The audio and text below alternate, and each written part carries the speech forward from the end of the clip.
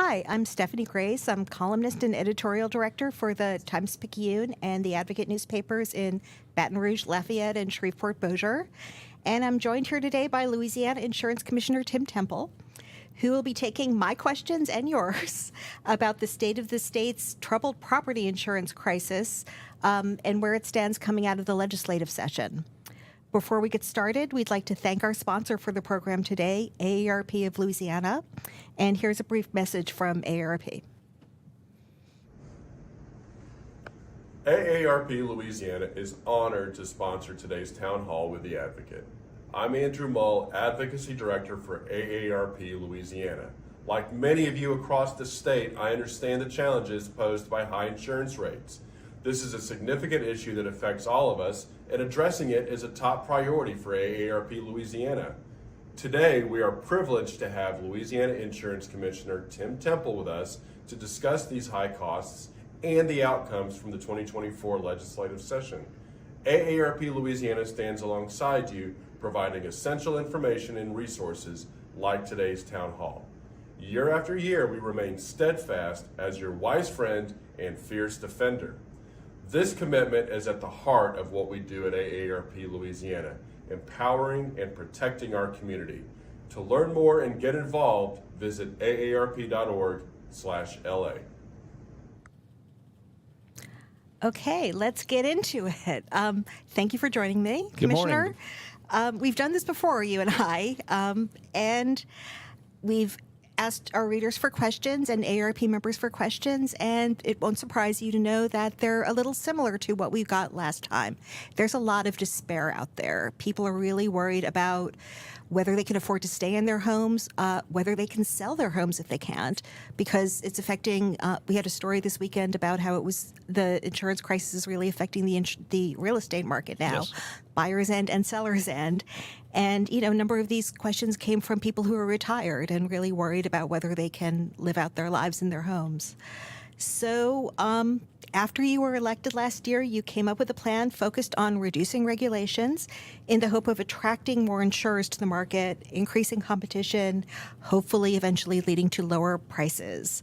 So you've now brought that plan to the legislature. Did you get everything you wanted and everything you think you need to pursue this plan? I think we need to start off by, addressing the concern that you're saying that viewers, citizens in Louisiana are facing. We are in, uncharted territory with the insurance crisis we're having.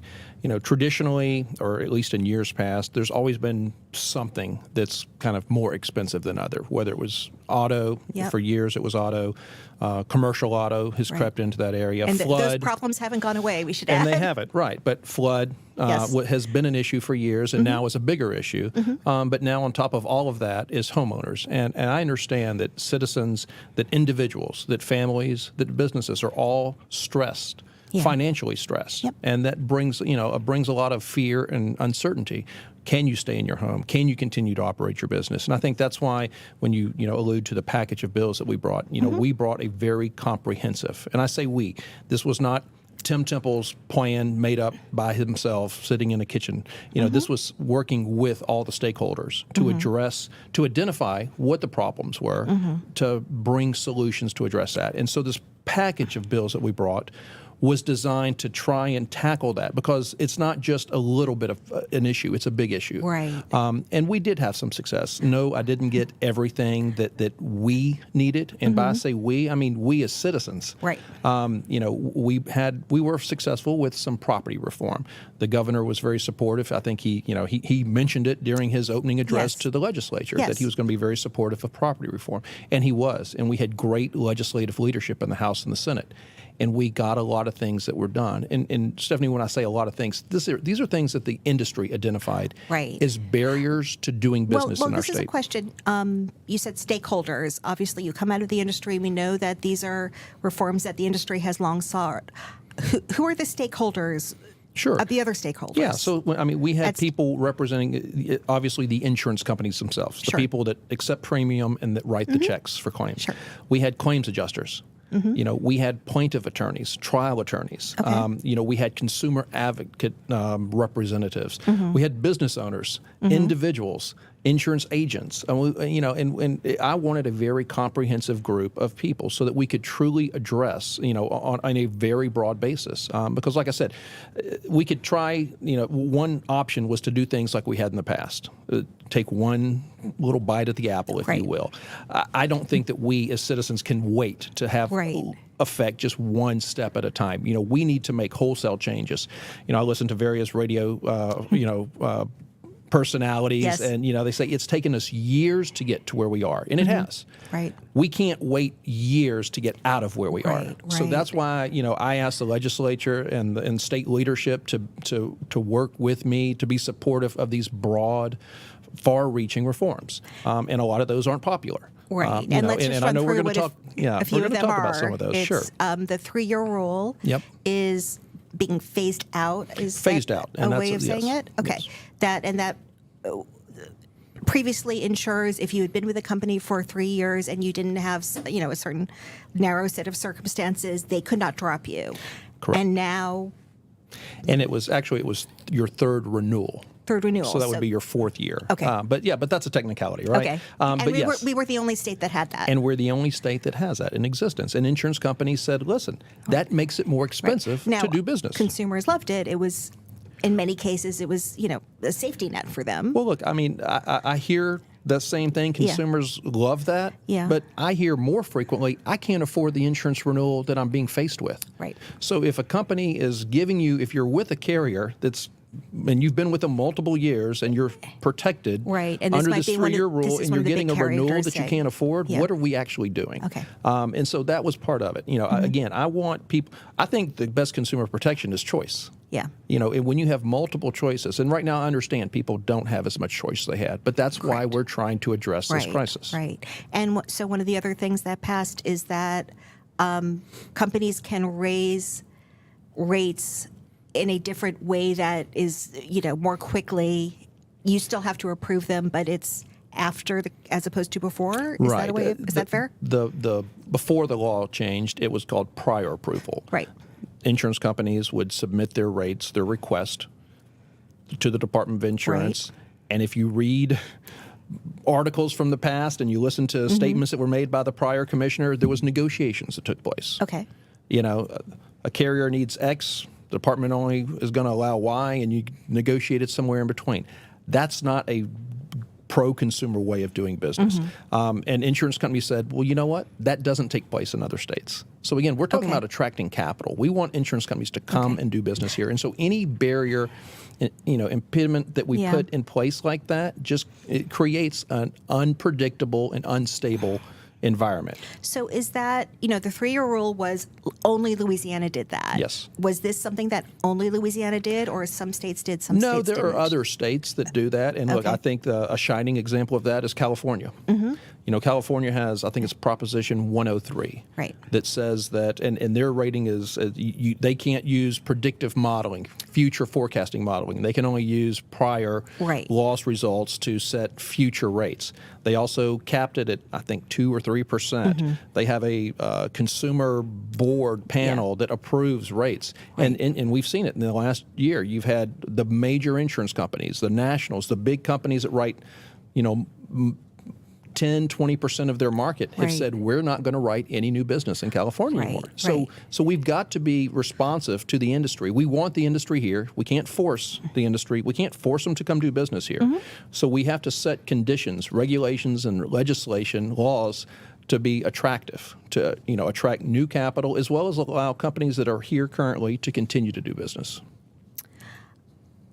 So we've been through the session. Your package, for the most part, on property insurance was approved. Are you seeing any results yet in reinsurance, in more companies coming, in prices? Yeah. A couple of things on that. One, I've had conversations with the insurance companies, the ones that we deal with ourselves, the names that you see on your policy. I've had conversations with companies and reinsurance companies in the London and Bermuda markets that have said that the changes that were enacted, the changes that have been signed into law by governor, are restoring confidence back into our market.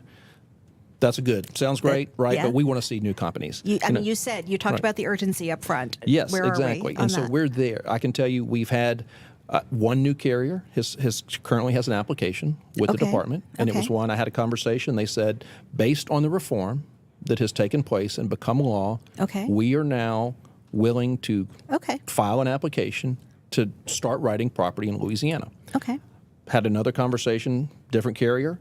They're going through that process right now internally. They have not filed an application with us, and I know it's anecdotal, but I do think it represents the intent that the industry is looking.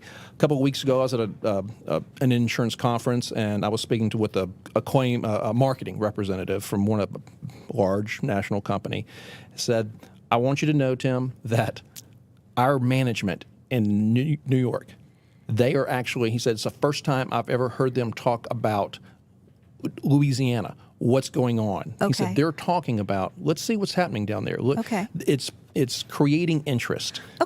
Interest doesn't do you and I any good, and I understand that. What we want is new companies coming in and saying, "I'm willing to write Stephanie's home that wasn't here last year." And Stephanie having 3 choices as opposed to 1. But it's going to work. That was the intent. And I just want to say that, we followed Florida's. A lot of what Florida did, they had 3 special sessions to address not just their homeowners crisis, but also they did some auto reform as well. They are now seeing that's been 2 years since they've done the reform and enacted their changes. They're seeing positive results of that. They have new capacity, new capital, new companies. They're seeing rate decreases for the first time in years. Actual decreases, not just lack of increases. Right, and they're seeing flat. They're seeing companies that have been traditionally for the last several years increased, now flat, and they're seeing companies also decreasing. So the reform does work. The thing is, it takes time. And I know people want things to happen today, but that's not how it works. So, but bottom line, there is one new company that has said it intends to come into the market? One that has an application on file with us right now, going through that process. Which means they want to start offering policies. So they'll go through, and again, and another one has expressed, we've had conversations, and they are going through their internal process before it comes to us. What about reinsurance? You've said in the past that this is kind of a key season for reinsurance. Yeah, and look, reinsurance is, it's complicated. I think prior to Laura Delta Zeta Nida, there was probably a handful of people that knew what reinsurance was, right? But now everybody at least uses the word. Yes. And reinsurance is simply when insurance companies buy insurance. It's called reinsurance. In the reinsurance markets, there are many domestic, U.S.-based reinsurers. But there's a large majority of them that are in London and UK, London and Bermuda and some other European cities. And so, we are trying to also attract the reinsurance market. They see things from a very global perspective. So hurricanes impact, them here when they impact the U.S., but also floods in Europe. Typhoons, wildfires in Australia. I mean, it's a global market, but it also gives them a very kind of a different perspective because they get to see the entire U.S. book of business. And so if things are popping up in one state or in a couple of states, they have a nationwide view of that. And so that was some of the concerns that they had also addressed, which was, our 3-year rule. Our claims practice in Louisiana, the way claims are litigated, or litigation is brought against a claim. And there were some changes made in that too. Correct, exactly. And so, again, we wanted to shape, it was my intent, again, to create a marketplace that companies want to come and feel comfortable putting their capital at risk, and the same for reinsurers. AARP asked kind of a very direct, I think this is the global question here. When will you be able to evaluate the effectiveness of the department's free market approach, and what will the measurement process entail? Well, look, I can tell you that the way we're going to evaluate it is new companies start coming back in, and again, that does take time. But we've got early indications that what we've done is going to have a positive impact, and I anticipate, again, more companies coming back. But it also, these rules, these laws that were changed, also benefit the companies that are here from the sense that they get to manage their book of business. It's not just about attracting new companies. We certainly want that, but there are companies here that may not feel comfortable writing in certain areas of our state. The free market approach, you allow companies to do business where they want to do business. Right. Are you seeing any indications that companies here are interested in Well, going into some of these companies areas? that are currently here, look, Expanding? Yeah, well, I have not seen that yet, but the 3-year rule doesn't. As far as with the 3-year rule, any new policy written starting August 1st is not subject to the 3-year rule, and then January 1st.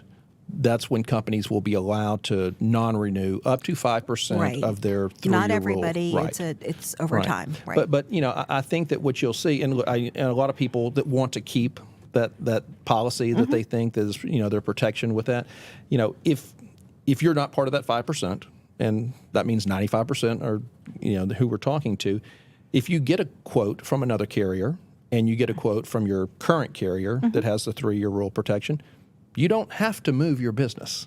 And I think what you're going to see, though, is that if companies want your, Right. they're going to be more Give you a better competitive. So you, price. the consumer, get to decide where you want to go. Okay. So it's 5% per year. Up to 5%. Up to 5% per year. It's not they have to take 5. Right. Up to 5%. And that's not statewide. That's per That's parish? their statewide. They can take up to 5% of Okay. their.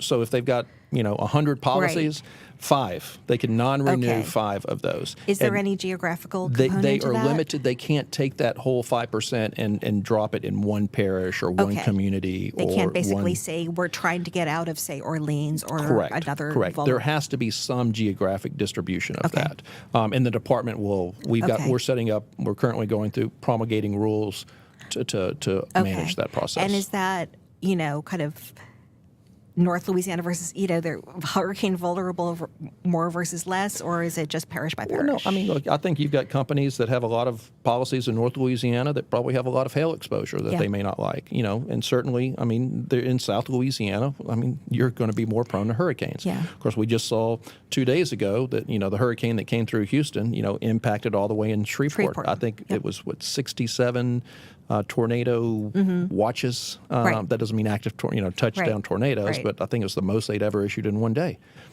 So hurricanes do impact all of Louisiana. Sure. Okay. Okay, I'm going to switch gears a little and go to some reader questions. A number of readers asked about the discounts available for people who put on new roofs, fortified roofs. That was another policy that was My passed, predecessor had initiated, started that program. and there were some Yes. additions this year. Yes. Reader, and I'm going to apologize right off the bat for pronunciations. I only have your written names. And Tyler Keel, again, apologies if that's not right, says has a 2-year-old roof replaced after Ida. Probably a lot of people do. Built to industry standards at that time, just 2 years ago. So a pretty new roof, but is not qualified to get the discounts associated with fortified roofs. Is there anything that the state can do about that? Tyler kind of looks at that as moving the goalposts. Well, look, immediately after Ida, there was not the fortified roof program. Right. I think the unfortunate timing of that is that Yeah. you had tens of thousands, hundreds of thousands of new roofs that went up in a short period of time. Those were not fortified roofs. Right. They should be better than old roofs. They should, but and they are better Yeah. than the old roof, but because they were built to whatever the current standard was at that Yeah. time, and Louisiana does have some fairly good building codes, and we need to improve those. Yeah. The fortified roof is a different roof. It's a Okay. different nailing pattern that they use. They put a waterproof barrier down between, and I'm not a roofer, but they put a waterproof barrier between, I think they call it the decking and the shingle. Okay. And Sounds then like a good idea. some additional protections to ensure that the roof stays on and the contents stay dry. So it's not this, it's better than what a new roof was put on in 2022, for Even example. to code, even So a good roof to in code, 2022. right? That's a good way to say it. Yeah. And so that's just an unfortunate set of circumstances. Now, it is a better roof than what was up there before. I was reading an article where I think a lady had said that she built a house in 2010, and then after Ida, she had a new roof put on. It leaked. She couldn't find the contractor and that's another thing we need to address in Louisiana is we need to do a better job of oversight on roofers that come into our state. Because they come in, they bang on Right. these roofs, and they leave. And there's Right. no way to track them down. And so we're working and we're trying to work with Okay. industry to try and do a better job of that. But in this example, this lady put on a new roof, it leaked. She was able to get a grant I think, she got up to $10,000, got a new roof on, and then she said she didn't like the fact, and she was upset that the discount wasn't as much as she thought it should have been. Which is my next question here. Well, look, again, let's be realistic. Yeah. You got a $10,000 grant Yeah. to put on a fortified roof. Right. You were getting a discount. But I think that if you don't like the discount with that company, when your renewal comes up, Yeah.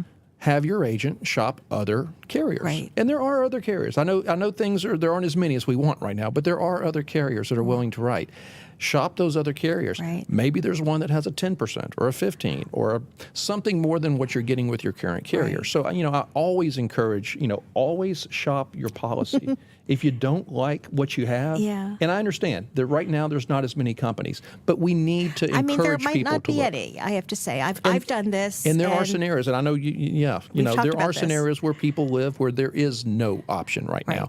But again, that's what we're working toward, is bringing that option back. So as in the future, as things improve, people will be able to get better discounts. But back to the fortified roof specific, it's a good program. I encourage people to we're getting the legislature granted us another $15 million for grants. Is it available yet? It's not yet. We're actually working on the application process. I think the last year they did it 3 separate times, October, November, December, and basically they just opened the portal. Yeah. Whoever came in, it was first come, first serve. Okay. We're looking at that because I want to do that differently. There are people that they're working for whatever reasons. They can't be at their desk on their computer at 12 noon or 12 midnight. And some people are more comfortable with computer applications than others. Exactly. And you can be quicker at it than some. And so what I want to do older people is are not. revamp that A lot are, but and do it differently so that we can maybe you get your name in a pot and then figure out a way how to do that. So the fortified roof is important, but I also want to mention too, wind mitigation. There's a wind mitigation survey that people can you have to pay for it. I think it's $300. Okay. But it's an inspector I've that heard comes of this, out. yes. And it's an important program. It's not talked about a lot. It's a state program? It's not a program per se, but what it is, an inspector comes out to your home. They look at your roof. They look, do you have tie-down bolts? They look and see your elevation. And they look a whole lot of different things. And what the intent is, then they issue you a summary, if you will, that tells you what other additional credits or discounts that you might be available to you through your insurance company. Okay. And I hear wonderful success stories about that. The most recent one I heard, and I was at an event the other day, and it's a room of about 70 people, and a gentleman said, "Hey, I just want to tell you my personal story." Okay. I did my $300 survey. They came back, told me some things I wasn't aware of, gave it to my insurance company, and this is one person, right? So, but he said he now $1,700 savings per year. Great. So how that's do going to people, be every year going forward, right? How do people do this? Who do they look for to do this? Yeah, you can come to the department's website, ldi.la.gov, and there is a wind mitigation survey tab. Okay. You can click on that, and it gives you a list of inspectors. Contractors. So you contact the inspector. You contact one in your local area. Okay. They come out. They give you the survey. They do their survey. They give you the report, and then you can take that to your insurance company. So that's just as important, I think, as the because that's things that people already have in their homes that maybe just they aren't aware of. And I think I've heard of a few people doing this. I think most people don't know about it, and that the insurance companies might be responsive to it. Right, and so since I've come in January, that's one of the things internally we're like, we need to communicate that. So we're getting out. That's part of the message as I travel the state and talk to people. Okay. Again, apologies for pronunciation. Nathan Hegan got a fortified roof. It doesn't say whether he got a grant or not. I know some people are putting them on without the grants. And if you put the grant on, if you put the roof on without the grant, you can also apply for up to $5,000 tax credit. Okay. With the Department of Revenue. Okay, good to know. He was disappointed in his discount, 10%. Which is less than in some other states. I know there are 20% discounts in some states that are mandated by law, I think. Is that correct? I believe you're referencing Alabama. Yeah. It's not a mandate, it's a benchmark. And so they start off with 20%. And could they can, and each go- company can vary from that, but they start off at a 20% benchmark. Okay. There was a proposal to replicate that did not pass, and you did not support, as I understand it. Why not? Wouldn't that encourage people to take this important step? Well, look, I think the example that I cited earlier with the lady, and I think it was a Times-Picayune article that referenced it. The lady said she got a 5% discount. Yeah. Okay. Well, if we had a 20% benchmark, you had to do the 20%. That company would not have offered the 5%. Okay. Because they wouldn't feel comfortable, right? For whatever reason, their underwriting guidelines. They wouldn't have offered They wouldn't anything, offer a discount at exactly. all, is what If you're saying. it's 20%. If it's 20% or nothing, they would go with nothing, Right. is I mean, what you're saying. so that Okay. person would not have been able to get that quote. Okay. Okay. So that would inhibit competition. That would inhibit. Okay. So again, we're asking private industry to do business in the state of Louisiana. Yeah. So I think we need to encourage private industry to manage their book of business the way they see fit. Not every insurance company views every home the same. Not every insurance company has the same portfolio exposure. Not every insurance company has the same number of policies in South Louisiana as North Louisiana or East and West. And so they have to reinsure their books differently. And so their discounts are going to be different based upon their own underwriting guidelines, Right. their own reinsurance Right. cost, other factors like that. And so you may feel comfortable offering somebody a 20% discount. I may feel comfortable offering a 25% discount. Okay. Or 10%. Okay. And if you set a minimum for like that, what I don't want to do is discourage companies Okay. from coming in They and might offering. not even offer 5%. Right. Is so what you're saying. in that scenario, if that person, what was the Nathan. Nathan, if Nathan didn't like the 10% Yeah. at his renewal, go to your agent. Okay. Ask them to find additional companies that offer discounts for fortified roofs, and there may be, again, the intent. Right. We're going to create a more competitive marketplace. So as Right. companies come in, they aggressive. If they like Nathan's property, if they Yeah. like his home as a risk, Right.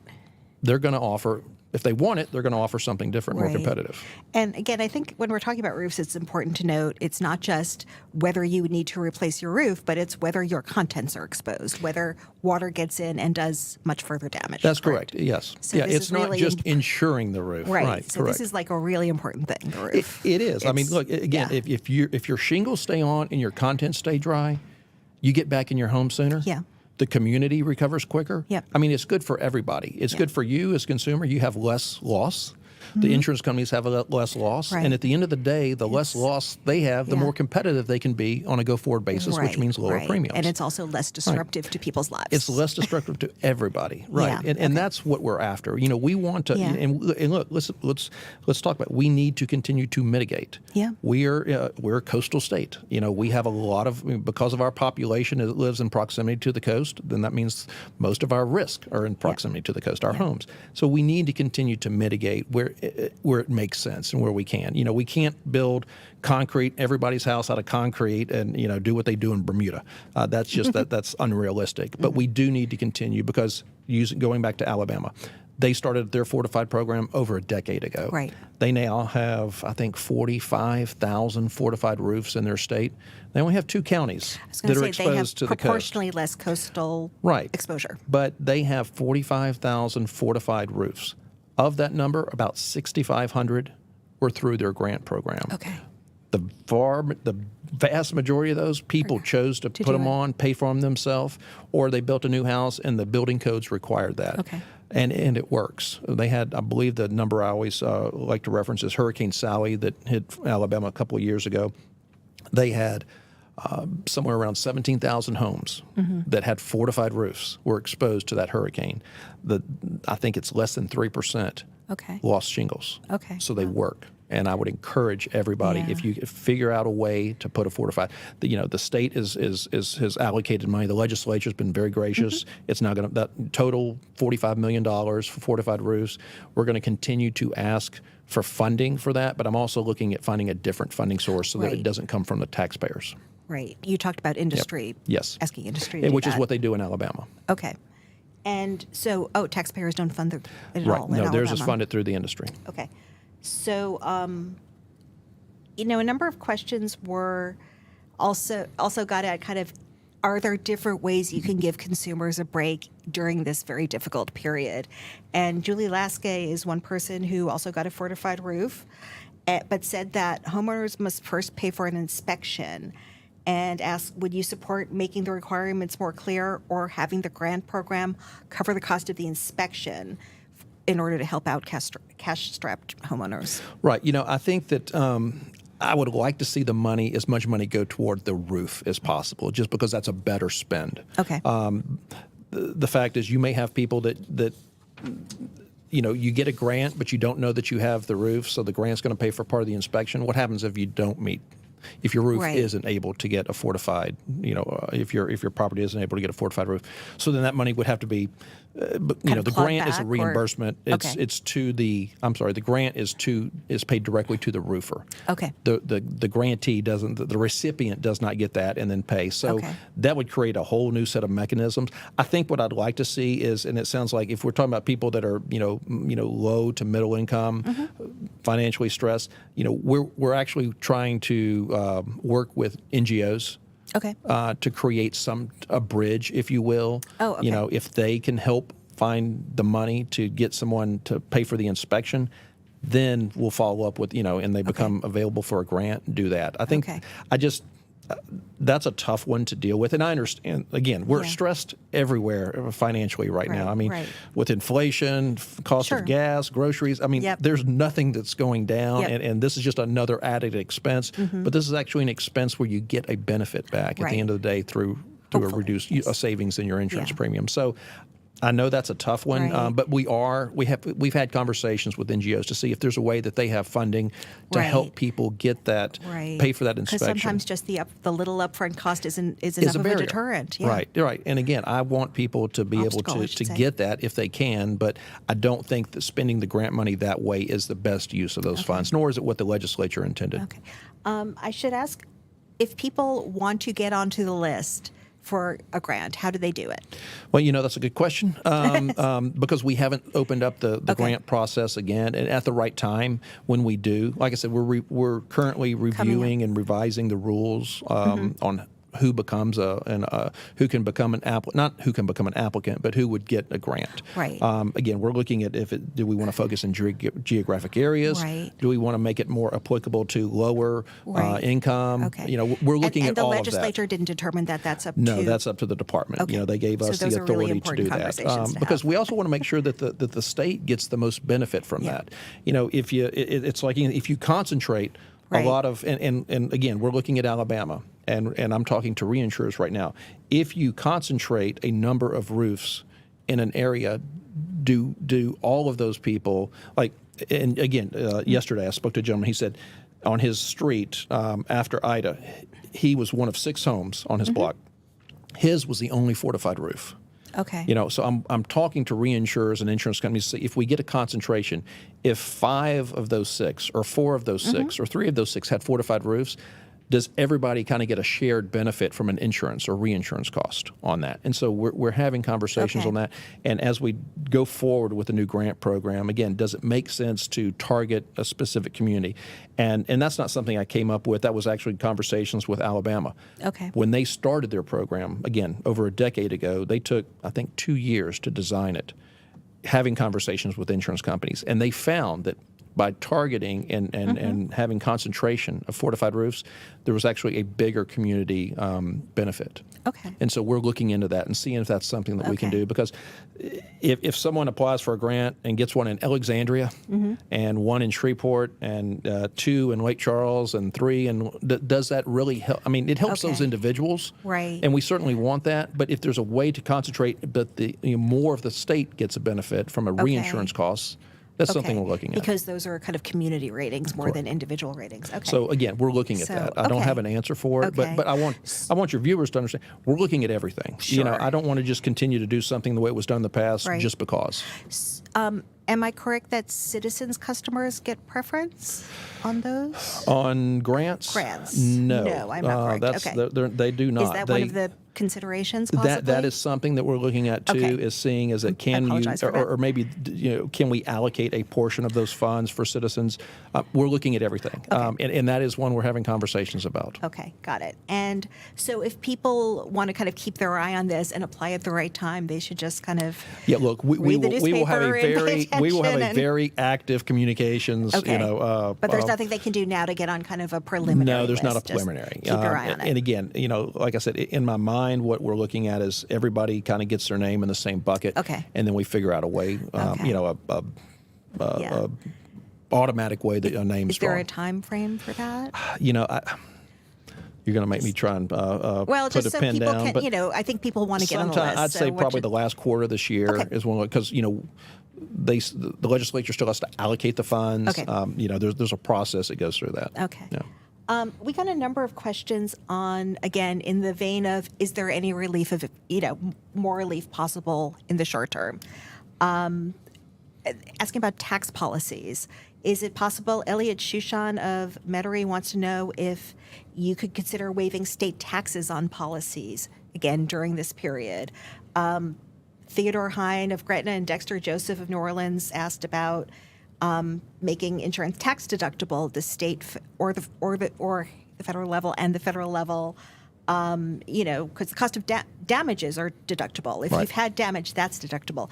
Can premiums be deductible? Is that an idea that anyone is considering, could be considered? That's one that we would look at and go to the legislature because I Right. can't waive taxes. Right. There's fiscal session next Right. year. They're going to be talking And- about taxes. And there certainly is. And that's one that, I can tell you, when I came into the office, one of the things that I was maybe aware in the back of my mind, but hadn't really thought about too much is Louisiana has the second highest premium tax in the country. Right. And that is money Elliot that. his is 500. He Yeah. said. And that's money that doesn't go to the insurance company. It Right. goes to the state of Louisiana. Right. So, again, if we cut taxes, that's less revenue for the state. Sure. So you also have to cut expenses somewhere. But that's Right. one. I'm not Right. pushing that off, saying that that's Right. not. That's one I would love to have the conversation with the legislature, with the Department of Revenue, with state leadership, and say, is this something? Because that would bring a little bit of relief to the consumer. Right. We've got to balance that. Right. The other thing too, you mentioned so there's the premium tax, but then also Tax some type of tax deductibility or Yes. credit, something like that. That's one I would be willing to have a conversation with the legislature to see if there's a way we can help facilitate that Okay. conversation. Because again, I don't have the power to grant Yeah. that. The legislature does. Do you know if there could? Obviously, there's a big tax conversation coming next year. We've Yes. already heard the beginnings of it from Richard Nelson, the Revenue Secretary. Is this something that has come up at all? Do you know? We've had just over coffee conversations, Yeah. I would say, about it. Nothing formal. But I do think it's something that we should look at. Okay. I can look at other states to see what they've done in the past. Yeah. I don't remember after Katrina and Rita if the state did anything similar or not. There may be some precedent there, but certainly worthy of a conversation to have because that is something that brings immediate relief to the consumer. Right. Okay. Here's a question from Kathy Hightower, another reader. She asked if you would join with other insurance commissioners to lobby for federally subsidized all hazards insurance, in the theory that climate change is affecting everybody. Well, look, I can tell you that I'm not real excited about the way the current federal program for flood is working. Okay. I'm not encouraged by that. Something else that has not been solved while we've been focusing on this. Right. So I don't know. And there's been a lot of people trying to focus on flood, absolutely. Yes. and with little success on that. So I'm not sure that the federal government is the way to turn to. That may be, again, going off the previous issue with the tax. Maybe that's something that the federal level, they would be willing to give a tax, credit to, for that, for purchasing, Right. property insurance or something like that. I don't think that, I'm more of a less government is better type person. And I don't think that looking to the federal solution is what we want. Again, this is a free market product. Right. There's, I guess the idea with flood insurance is the private market wouldn't do it, wouldn't provide it. So really, kind of as a last gasp, the federal government did. I mean, is that where we are with some of these major hazards? Yeah, I mean, there was private flood, and there still is private flood, and and companies do like to write flood. But again, they write in areas that where it doesn't flood. Well, no, that's not true, because there are companies that write actively in Louisiana right now, and in areas that flood. Okay. But they offer different limits. They have different underwriting guidelines, and the federal flood is kind of like you got to take somebody, right? Right. You don't have a choice. Right. And people typically that want it are the ones that know that they're going to flood. And the federal flood insurance is not actuarially based. It's moving in that direction, and that's the crisis, really. Well, it's moving in that direction, and I think that's the issue right now is how are they moving? What's their formula? And I know there's litigation. But also, is it affordable once it is actuarially based? That's a hard word to say. And I think that's something, too, that we hadn't touched on is the affordability. Is it affordable? NFIP for years sold flood, whether it made actuarially was actuarially sound or not to them.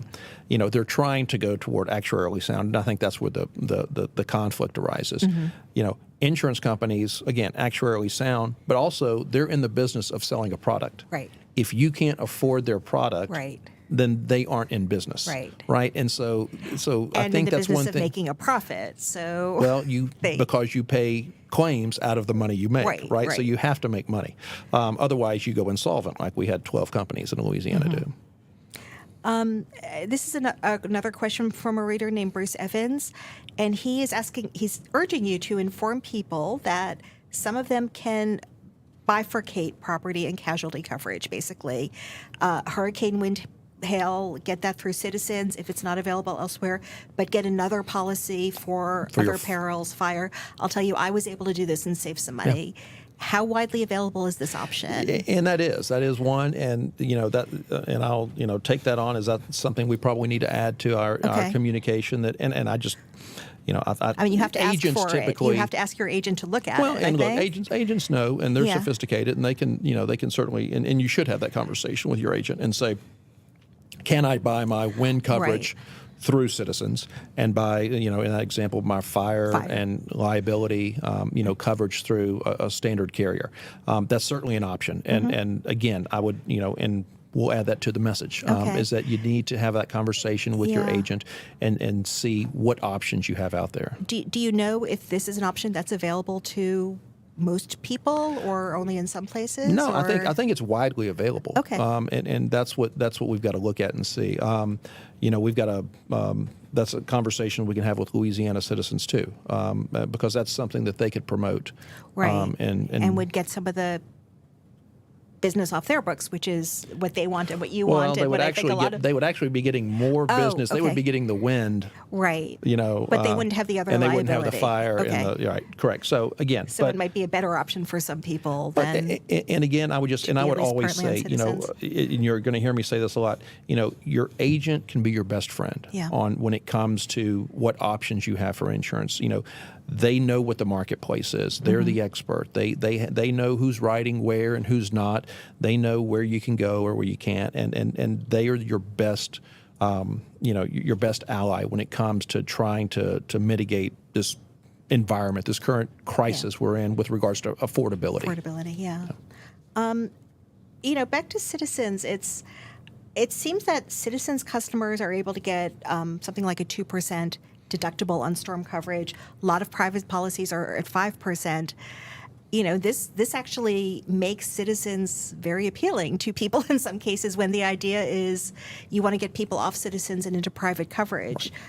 Why is this? Is this something you're looking at? Well, it's I became I guess I'm on the board of Citizens now, starting officially in this past January. We've had one board meeting. We've actually got another one coming up soon. And look, that is one thing that I have asked questions about. Right. I've always said that Citizens is supposed to be a safety net, not a hammock. Right. That's what I like to say, because that's true. And I think that there are a lot of people that feel comfortable being in Citizens, the 2%. Citizens should not be a better product than what the standard market can offer. And again, objectively, I know that there is the 10% surcharge that is temporarily waived. I know, but in that case, it is a very substantially better product. It is, and that's the question: does it promote and encourage more people to want to go into Citizens? Right. Is it a safe harbor right now? Yes, I think it is, but it's a necessary safe harbor. As we improve the market and as companies come back to Louisiana and we see more competition, that's one I think we need to take a serious look at and see how do we revamp Citizens so that it goes back to being just that safety net. Right. I mean, to that effect, there was this there. The law requires the premium to be 10% higher than what is available in that area in the market.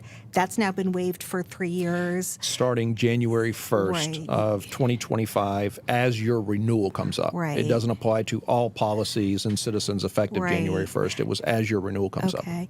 You initially opposed that, and then you kind of recalculated, I should say. Why is that? Yeah, well, look, because it was just a blanket, just do away with the 10%. I mean, Citizens, again, the intent is you can't obtain coverage anywhere else. Yeah. It's not that there's nobody else writing. It's just, the current crisis, when it was created, it was that you can't obtain coverage anywhere else, whether it's because you live literally on the coast, or perhaps you live 15 miles in the middle of a piney forest away from a fire station. For whatever reason, insurance companies don't want to write there. So that's the intent of Citizens. So you needed to have that higher surcharge to cover risk that insurance companies don't want. Right now, we had over 100,000 policies come into Citizens, not because they were undesirable, but because insurance companies went insolvent. Right. And the insurance companies left the state, stopped writing. Right. So there's a lot of good. And the customers didn't have other private sector options. Well, right. Or But again, because everybody just said we're going to stop writing now. And so there's a lot of what I would call good risk. In Citizens.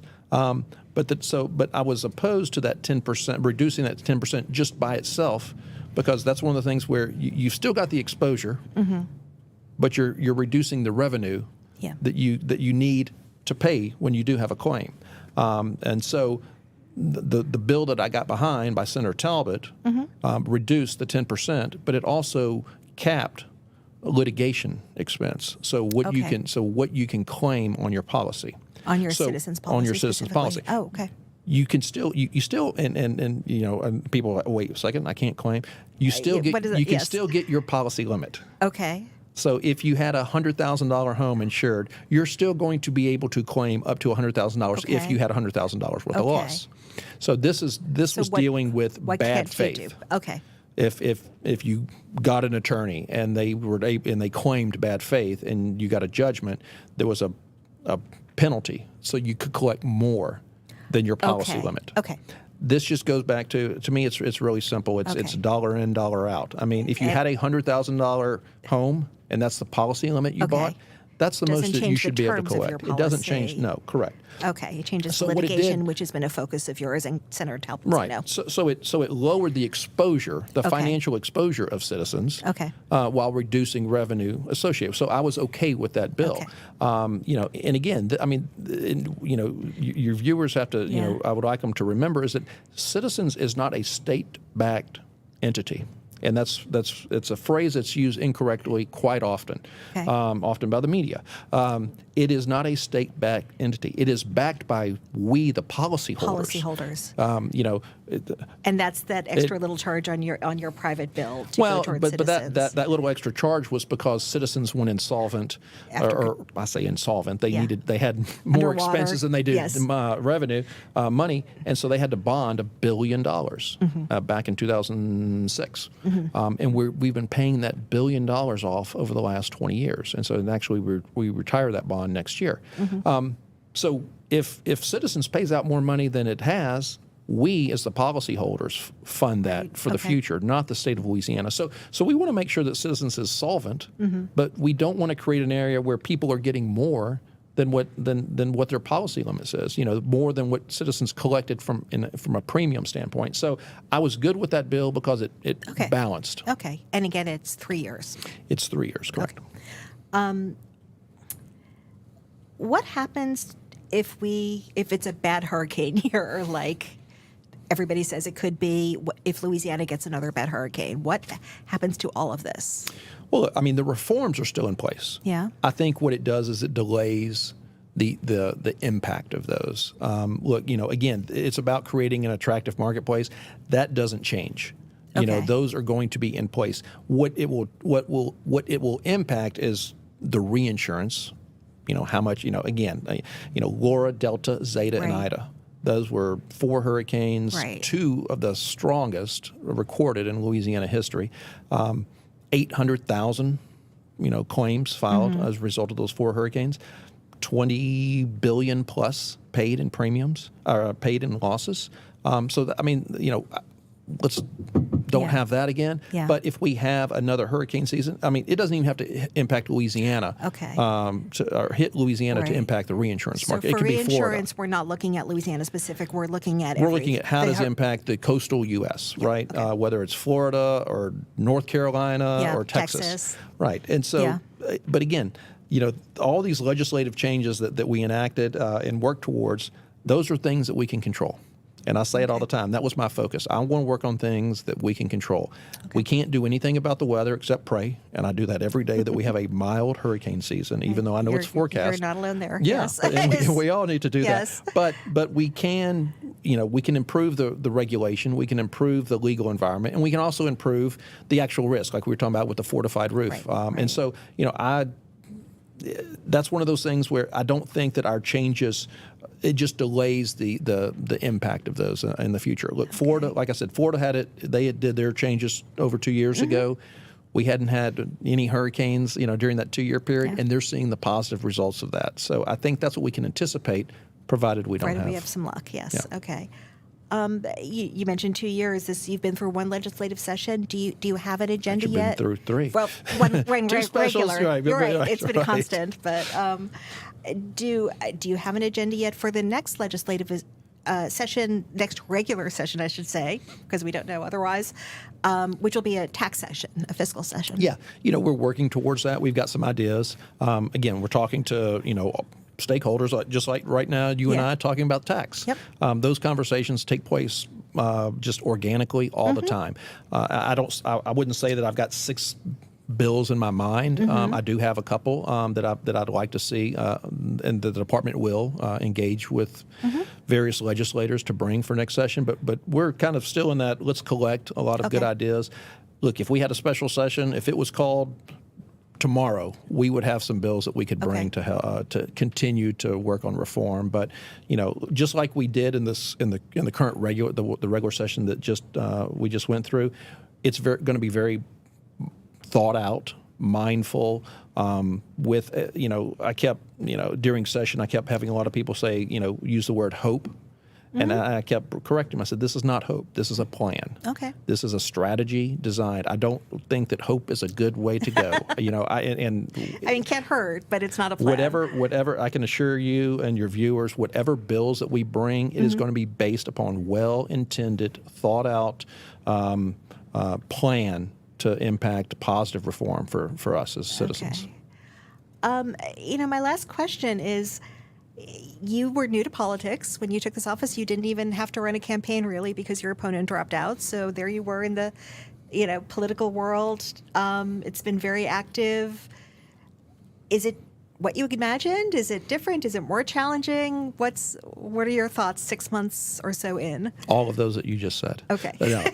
Look, I can tell you it is a tremendous honor to be able to sit in a position to have a positive impact on people's lives. And I know right now that everybody's stressed financially, and they want to blame me because I'm in the seat. That's fine. That's what happens when you run for an office and you get it. But I wake up every day with, how do we make this state better for citizens?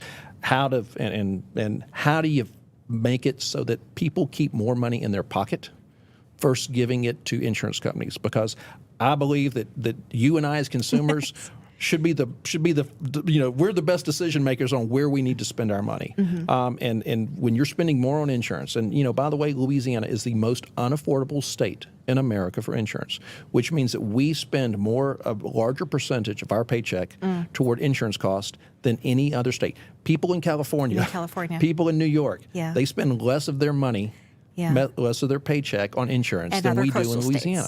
and all the other coastal states. So my intent is to let Change you that. keep as much of that in your Okay. pocket and spend it where you think and where you know Right. you need to spend it. So I wake up every morning just refreshed about the opportunity to make that impact. And I know it's not taking, the change doesn't take place quickly. Right. It doesn't take place overnight. It does take time. But we're working on that every single day. And I'm like I said, I feel very blessed and honored to be in this position to try and work on impacting people's lives positively. Well, thank you so much. Obviously, everybody wishes you well on that. Right. Again, thank you so much. It's a pleasure to talk to you. It has been really interesting and informative. We'd like to once again thank our sponsor, AARP of Louisiana, for their support to bring this important information to our viewers and to their members.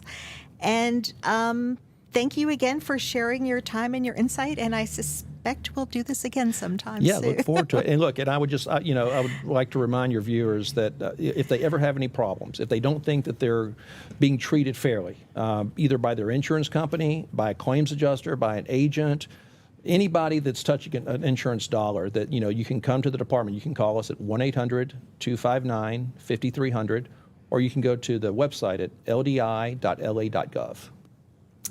Commissioner Tim Temple, thank you very much. Thank you. I appreciate the opportunity. Okay.